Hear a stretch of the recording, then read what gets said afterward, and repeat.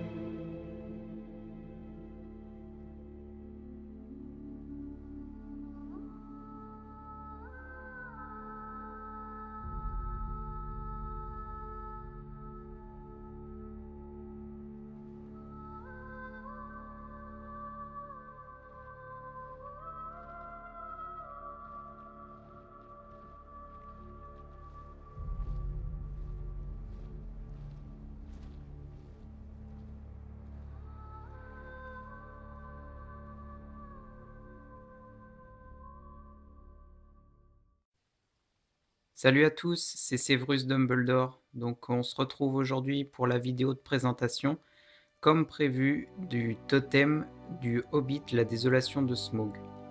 Donc vous pouvez en voir déjà un premier aperçu, la première face, qui se révèle être Gandalf en fait, dans la vieille forteresse de Dol Guldur. Donc ceux qui ont vu le film, forcément ils peuvent comprendre, hein.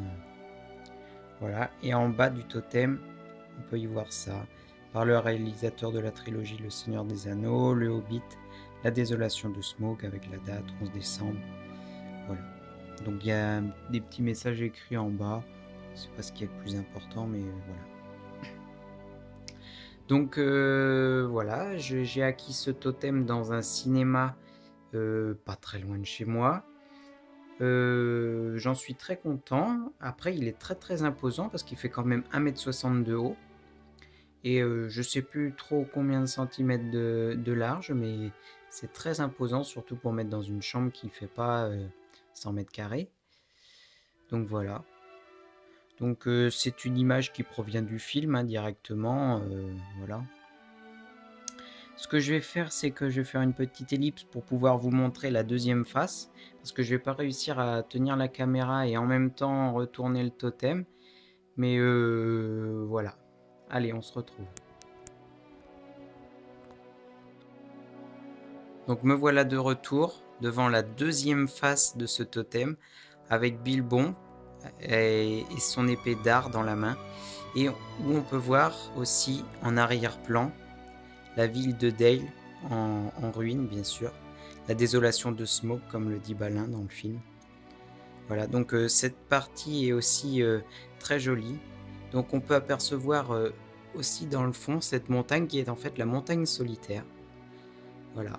Bon, alors excusez-moi parce que comme ce carton est très brillant, en fait, il y a les reflets de la fenêtre forcément dessus.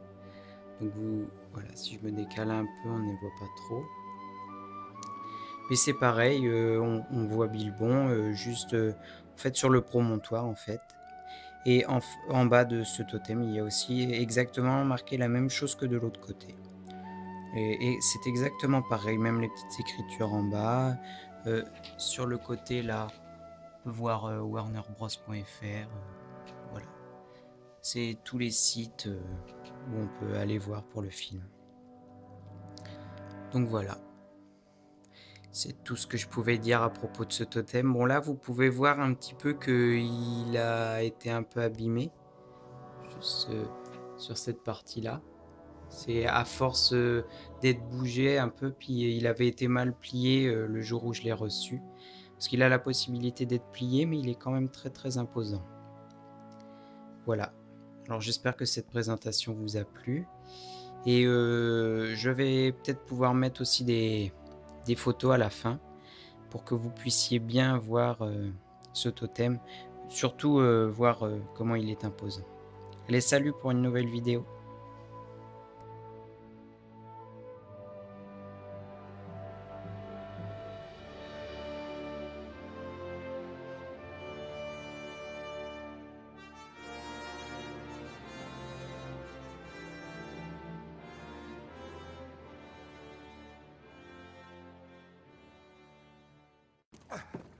Ça aurait pu être pire. Non mais tu plaisantes ou quoi?